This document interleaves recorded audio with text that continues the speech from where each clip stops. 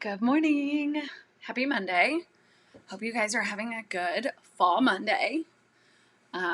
We can all kind of pretend here in Florida that it's fall-like, but it's only really fall adjacent. Let's be honest with ourselves. So hopefully some of you guys will pop in here pretty soon, and if no one does, I'll pop into Zoom and you guys can stop in there too. So different coffee mug today. It says powered by caffeine. My older brother gave me this as a gift one time. And I really just love it because it has chemistry on it. And on the other side, it has sorry, don't want to spill it. Basically, I have to drink all this coffee and then I'm a grown up. Let's get real. I have a lot of cups of coffee in the morning. So it's not just one. It takes like 2 full cups and then I'm a human. So today there are 2 things we're going to talk about. 1, what is the point of office hours? And 2, I am going to pilot a harebrained idea. So we will talk about office hours first. Actually, let's give this harebrained idea. So in this program that I'm using, you have the ability to share, change out what the program is that you're looking at. So I want to see if I can share my iPad screen and write on it, and then I can talk and write at the same time. So this has massive potential. Also could not work at all. So I don't know.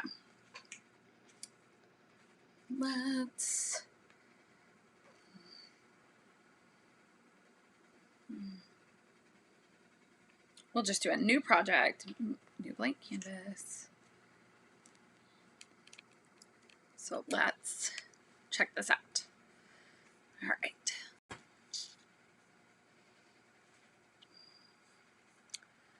Not that. Whoa. Hold on. This has potential. Why do I see myself twice?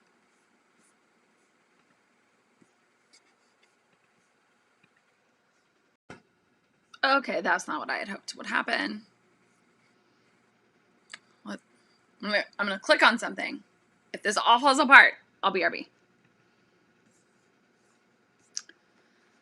I'd kind of hoped that we could do a picture-in-picture, but I will accept if we can do this.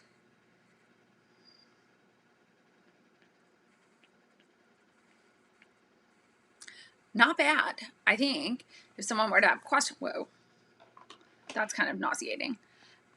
We could almost answer like scientific questions like, how does molarity work? So if molarity is equal to moles over liters. So you'll notice this app, if you're super curious, is called Explain Everything, and I can actually make videos and do some other super cool things in there. Well, that's annoying. Let's turn that off. Some do not disturb happening. All right, now I thought there was a way.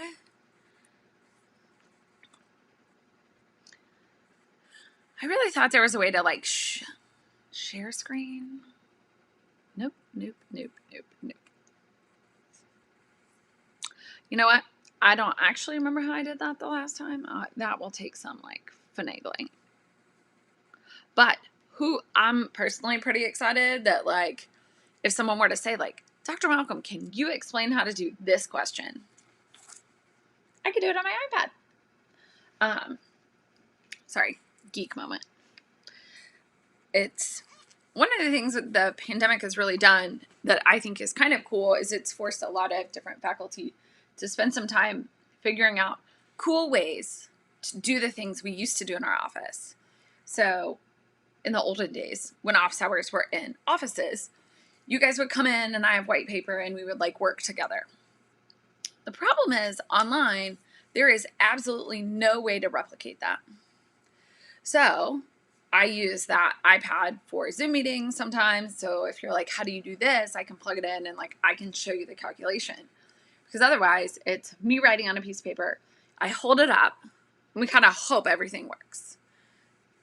So it's kind of exciting. I have some pretty exciting plans for that. I need to figure out how to get my face still in there and make it like a dual monitor. But I can do that while we're not live, because no one needs to watch me like, is this working? Is it not working? I don't know. So, speaking of office hours, you're here. Someone's here. The question becomes, why do you go to them? What do you do in them? And like, what's the point of them?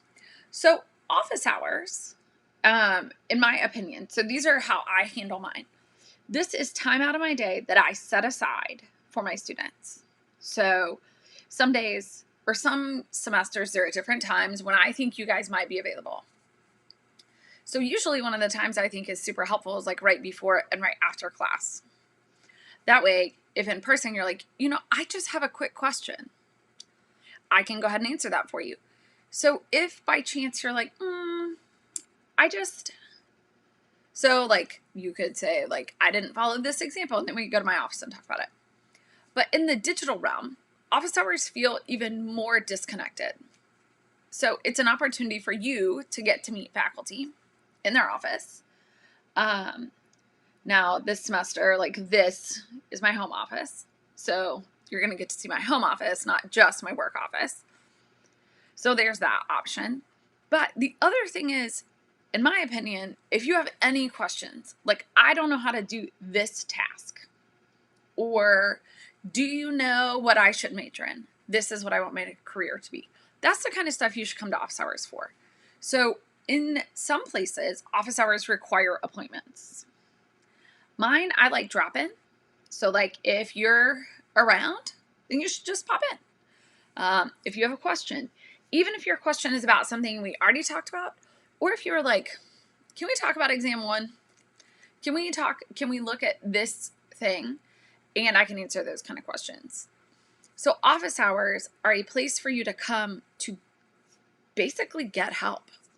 Some of my colleagues call them question and answer hours. I've called them help sessions. I've called them all kinds of things. No matter what they are a time where you can come to see us. And that's it. Like that's all there is. So a lot of times people feel like, well, you should only come to office hours if you really need help. You should come to office hours all the time. So these office hours are not necessarily serving the purpose that I would have hoped. But that doesn't mean that they're not useful. So if you have a question, you can always drop it in the comment box. Otherwise, I'll talk to myself for like 25 minutes and then go sit in Zoom and answer questions there. So when we think about office hours and what the role of them is, it is a place for you to get help. So, but your help could be on things like, I couldn't finish this assignment, or I don't know how to study, or I have 8 parking tickets and I don't know what to do. You really can come and ask anybody. I'm more than happy to answer questions. I can't really help you with the parking tickets, but I do know who to call or who to tell you to talk to. Because sometimes parking tickets just kind of like show up. So all of that is important, right? And so when we think about office hours and getting help and what to do, I think sometimes we feel like everything has to be perfect. You can come to office hours and say things like, I don't know how to start this homework problem. Or you can come in and say like, I watched this video 8 times and I still don't know what you're talking about. That's our job. My job is to help you figure it out. And so if you come to office hours, it's one-on-one or a couple people, and I can help you. So most of the time in office hours, I sit in a Zoom room and just sit in a Zoom room, which is okay. Well, it's kind of boring, to be honest. So I think the other thing is sometimes we're a little afraid that the faculty or whoever we're asking for help is going to think that we're silly. Nope, I won't. I can only speak for myself. And I can say, I'm sorry if you feel that way. Because I believe that if you come to office hours, you should get any help that you want. Any help. If you want help solving problems, that'll work. Coming to office hours and asking for a professor to do your homework for you, probably not it. But if you want to come in and you want to say, like, I want to work these objectives and I'm going to just be here. I'll ask you when I need help. Can you check my work every time? Sure. Feel free. Happy to help. So I think office hours sound intimidating because it sounds like you're going to the principal's office. Ooh, hi, Lauren. I'm so excited. You need help to better prepare for our next exam. That's a great question. So I'm going to give some options. If you tried, so one thing that I advocate for, so the next exam will be set up the exact same way as the first exam.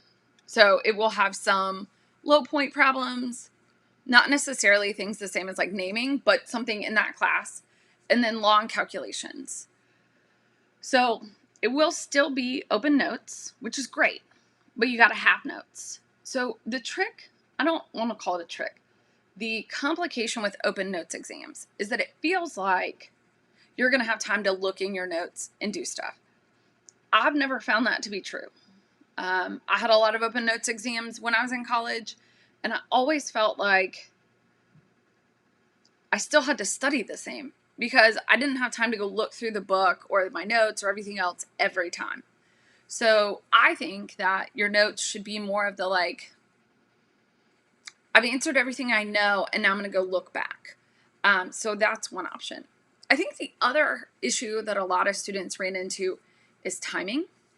And so I am going to try to figure out a way how to show you how many points are in each problem in the top without making that too big, because I think one of the things some students said is that they didn't know that there were easier questions at the end, because I probably myself would have just done 1 through 21 instead of like flipping to be like, what do I know at the end? So that's a digital issue, and I'm not quite sure how to give you the most assistance. So I would do that. The other thing is I would work more problems. So in addition to Alex, I give you guys the end of chapter problems, which are the back of the book problems, and I would do those. There are example problems on my YouTube channel for almost every topic that we're going to see this semester. So you can watch me do it. Some of those questions are in a PDF file on the modules page. I think it's under YouTube channel. Those are just example videos. There's also the chapter worksheets. So I would recommend those. And then I would try to think about how do you approach each problem. And the other thing I would think about is how do you know when you should just move on? And so I think about exams kind of like an Easter egg hunt or any type of like finding activity. So when I was young, my dad would hide Easter eggs all in the yard. So the thing is, when you stand at, like, we would stand on the patio and run out. And so in that case, you can see some of them. But we know, so my dad was a really good Easter egg hider, so some of them would be buried really hard. So what you want to do is make sure you get all the ones you can see before you stop and go look for the ones that are, like, missing. Not missing, but, like, the ones buried in a plant. The ones, like, really hard to find. So on the exam, you want to make sure that you're getting any easy points, any points you know how to do before you spend 15 minutes working on that. So what are your thoughts on any of those types of ideas of study tips?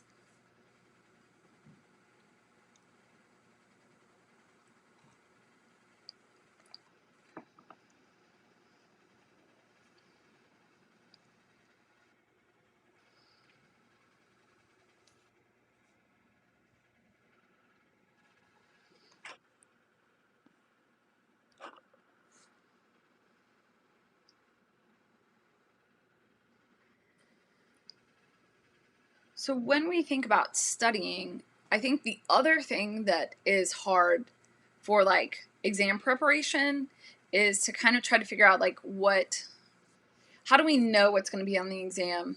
Because I know that I'll just tell you that anything is fair game. So one of the things I think about is think about the resources that I give. I write the exams. I write everything you see except for any question out of the textbook. Ooh, I like that. I like the printing out the example problems and working them while I do ALEKS. I've been trying to pull ALEKS type topics for the example problems so that you guys have a reference. I do think, at least in my class, I really value seeing your attempts at work. And so I think over time,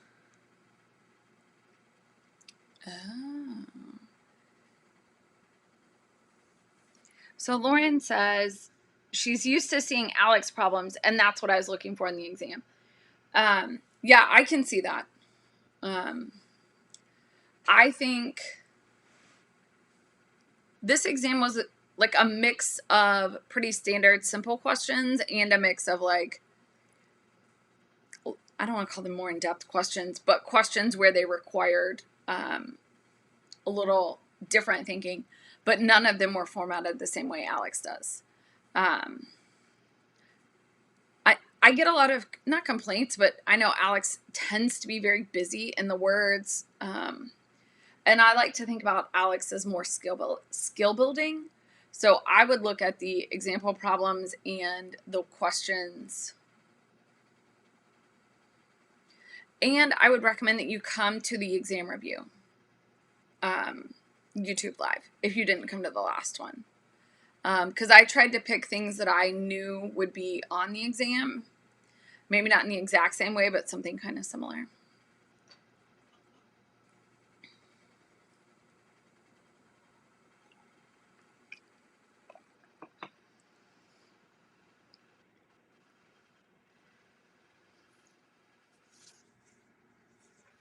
So Lauren, when you think about studying, do you ever have complications thinking about, is studying only working problems, or is it reading notes, or is it, because I know for myself, I have, issues isn't the right word, but I often struggle with what counts as studying and what counts as not studying. I personally, this is a me thing, you don't have to agree, that any work that I do for my course, I consider studying. And so that helps me think a little bit broader about like the types of activities.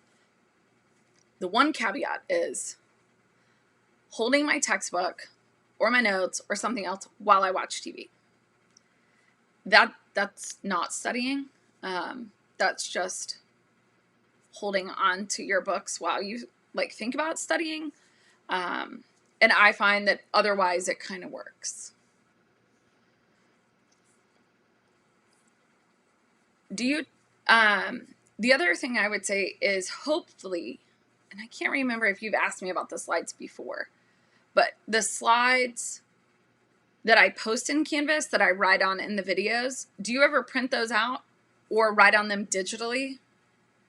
Speaking of, I want to make sure I posted those.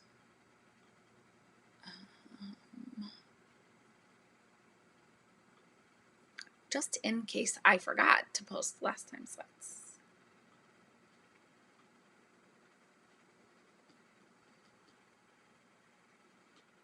I'm pretty sure I did. Good. The chapter 5 slides are on there.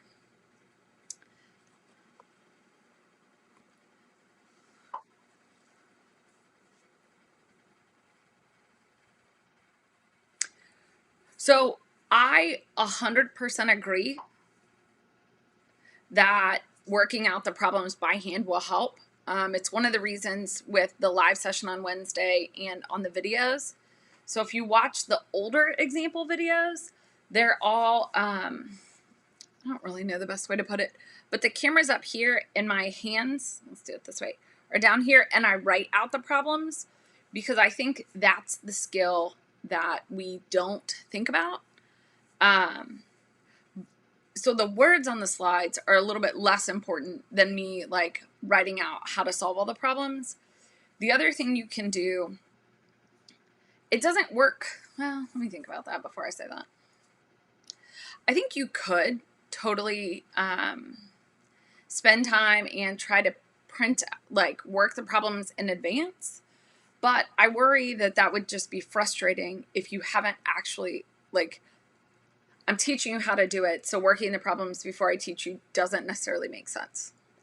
But in videos or chapters where there's multiple videos or multiple examples, you can always watch the first one, hit pause, try it, and then hit go and do a little bit.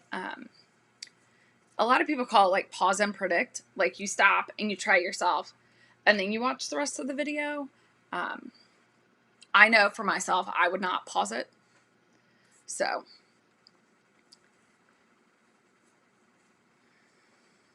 yeah, I'm a hands-on learner. I want to work problems as much as possible. Also, I think you could definitely spend time where you work the problems again out of the Wednesday live sessions, and then go back and check your answers.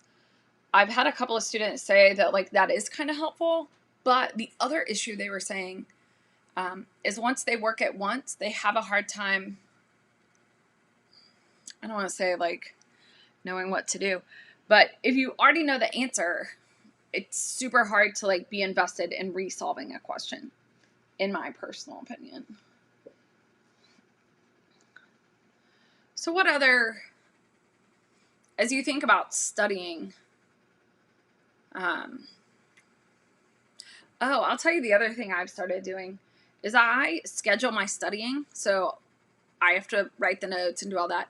So I've started adding it into my calendar, and I'll like work on Gen Chem for like 90 minutes. And then if I work hard for the whole 90 minutes, I can kind of like move on and do something else. That might be a good study tip. The other thing, well, let's ask a different question. So what do you think about any of these ideas? It sounds like printing the notes sounds like a good idea to you and that kind of stuff.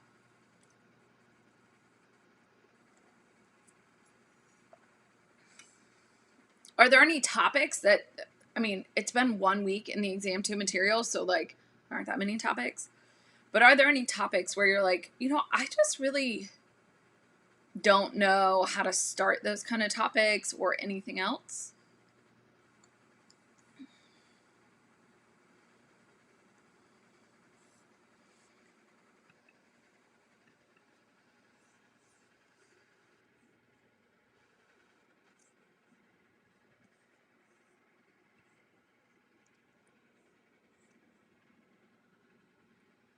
What do you think about that? Sorry, I'm still trying to figure out if I can make it picture in picture, which I know I can. I just frankly don't remember how that worked the last time. I'll figure that out at a later date. Anybody else who's here have any questions? I will say that I think the hardest part about college courses is that we only have a semester together. And so the first exam is almost always this weird, like, oh, okay, I didn't prepare for that appropriately or anything else. So I do think that that's somewhat normal. I think that taking this as a like, okay, here's how we can do better is the best way that you can take exam 1, even if you were unsuccessful on exam 1 or anything else. But I always found the first exam in a course with a new faculty to be hard because you were guessing really at what they were going to ask in any way, shape, form, or fashion. So I like to hear that you're trying to adapt your study habits. It makes me happy.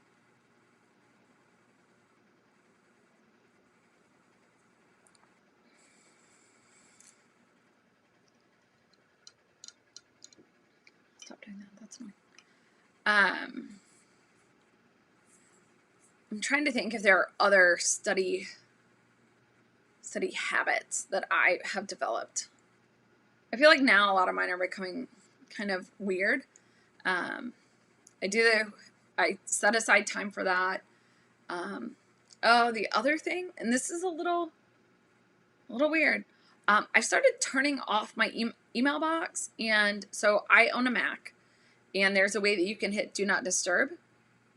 So basically, if you get text messages or emails, you don't get those banners up at the top that pretty much are like, ding dong, someone wants to hang out with you. So I do that. I often put my phone on Do Not Disturb if I'm going to like sit down and do work, because I find that every time it dings, even if I'm like, I'm not going to check it, I'm just not going to look at it, it basically gives me just enough pause that it breaks my train of thought. So I've started doing that as well. Which is not working today because apparently my Do Not Disturb is only on like the computer and not anything else. So there's that. But I think that the digital space makes it kind of hard to think about like actually turning off notifications, because I'll speak for myself. I get notifications on everything. My watch, my phone, my iPad, my laptop, my desktop. When I say all of that, I feel like I have way too many devices, but they all do different things. So,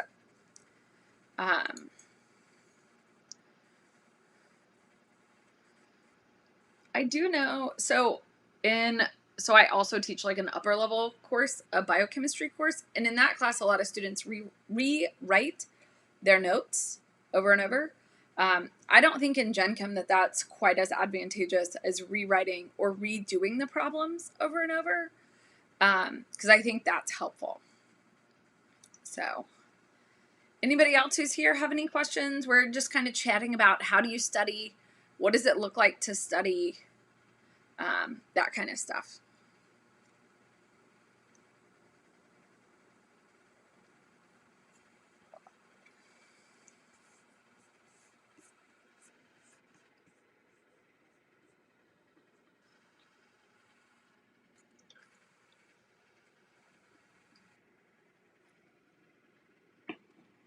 Yo, coffee is like the absolute best thing every day.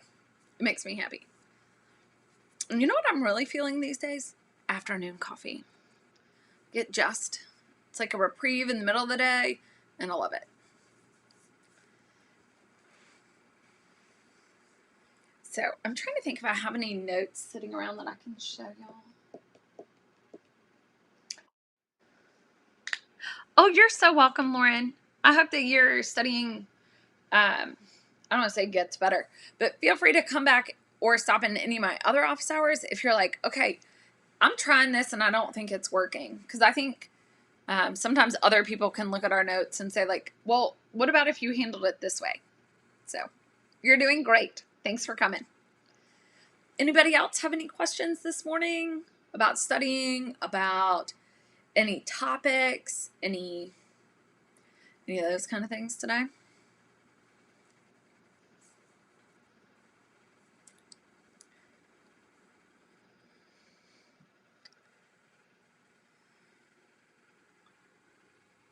Go ahead and pull up Zoom, because I'll probably head in there pretty shortly if no one has any questions.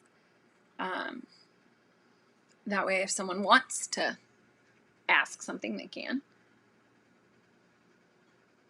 Let's see. I really think that like studying is a hard task, and I think the hardest part about studying is really just the fact that we don't know if we're doing it right. So I think showing up here, thinking about different tasks, different ways to do it is always a good idea. I do think that writing information as we think about it, I have found one of the hardest things about the digital learning that we're all kind of working with right now is how do we adapt? How do you take notes while you watch a video? I know for me, like I kind of struggle with that. So how do you take notes while you work? Because I find when I watch a video, if it's my laptop screen, the video's up here, kind of small. and then my email's over here and some other documents here, and this is playing kind of like music. And I think the problem is in the pre-pandemic life or in a face-to-face class, we had to spend more time sitting there and taking notes and doing that kind of stuff. And so in the virtual space, trying to figure out how to replicate that as both as an internal thing and an external thing, I just think it's really hard. And I think the problem is we feel like if it's on a video, we don't have to watch it the same way. I watch a lot of video lectures, and I know that I spend most of my time kind of like piddling while I do it. I'll watch it while I make dinner. I'll watch it while I do my hair. I'll watch it, or I'll play it, but put it in my pocket while I walk my dog, who is so cute. Look, here she is. Look how cute she is. She loves that I work from home a lot, and I love that she's here. So her name is Lily. She's the best. But it doesn't look like anybody else has any questions. I'm going to hop into Zoom since I tend to get there about this time. Actually, that's a lie. First, I'm going to go get more coffee. Then I'm going to hop into Zoom. So if you have a question, if you want to work problems, pop in there. If you struggled on some ALEKS objectives, feel free to stop in. Y'all have a great Monday.